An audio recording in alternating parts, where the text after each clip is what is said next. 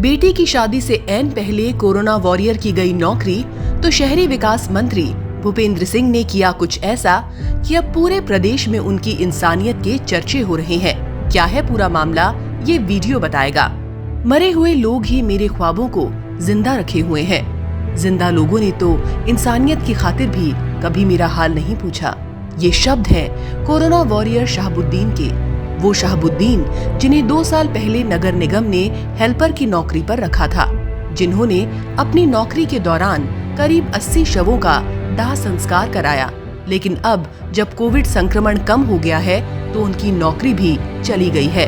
शहाबुद्दीन पिछले 22 वर्ष से लावारिस शवों को उठाने का काम कर रहे हैं। पेशा ऐसा है कि लोग इनसे 1 गिलास पानी तक नहीं पूछते, इसलिए हर रोज घर से निकलते वक्त 2 बोतल पानी और एक साबुन की टिकिया लेकर निकलते हैं। शहाबुद्दीन का लोगों से किसी मदद का भरोसा तो पहले ही टूट गया था, लेकिन नौकरी जाने से उनकी उम्मीदें भी पूरी तरह टूट गई। बेटी की शादी से ऐन पहले नौकरी गई तो टूट गए शहाबुद्दीन के सपने भी। लेकिन इससे पहले कि उनका इंसानियत से भरोसा पूरी तरह उठता, उनकी आवाज दबकर रह जाती नियमों की मजबूरियों में, उनकी परेशानी खबर बनकर शहरी विकास मंत्री भूपेंद्र सिंह के पास पहुंची।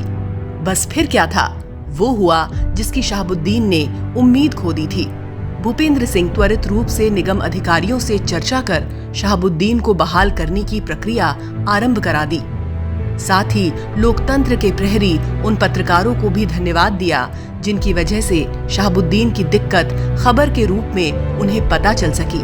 भूपेंद्र सिंह ने ट्वीट करते हुए कहा, ब्रजेश जी, मैं निगम अधिकारियों से चर्चा कर शहाबुद्दीन को बहाल करने की प्रक्रिया आरंभ करवा रहा हूँ। सामाजिक दायित्व निभाने वाले कर्मयोगियों को सरकार सहारा नहीं देगी तो फिर कौन देगा। ध्यानाकर्षण के लिए आपका और उपमिता जी का धन्यवाद।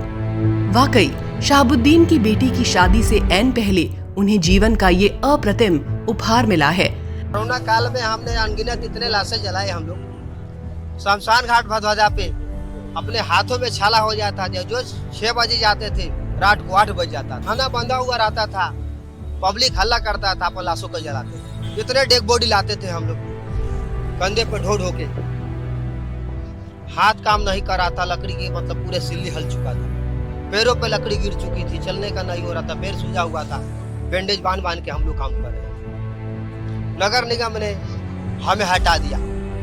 उसके बाद मंत्री जी से आग्रह किया कि साहब हमारे पास कुछ नहीं है, गरीब आदमी है, हमारी लड़की को शादी करना है, आप नौकरी पे रखो। भूपेंद्र सिंह ने मंत्री जी ने आग्रह किए कि हमें तुम्हें नौकरी दे रहे हैं। भूपेंद्र सिंह मंत्री जी का आभार, हमें नौकरी पे फिर आपस नगर निगम में रखा गया। भूपेंद्र सिंह का ये त्वरित कदम केवल शहाबुद्दीन की नौकरी ही वापस नहीं दिलाएगा, बल्कि उन जैसे योद्धाओं के मन में फिर से ये विश्वास भी जगाएगा कि जिस तरह से निस्वार्थ भाव से उन्होंने मानवीयता दिखाते हुए कोरोना काल में मानव सेवा की, देश के लिए सोचा, उसी तरह उनके लिए सोचने वाले लोग भी हैं इस दुनिया में।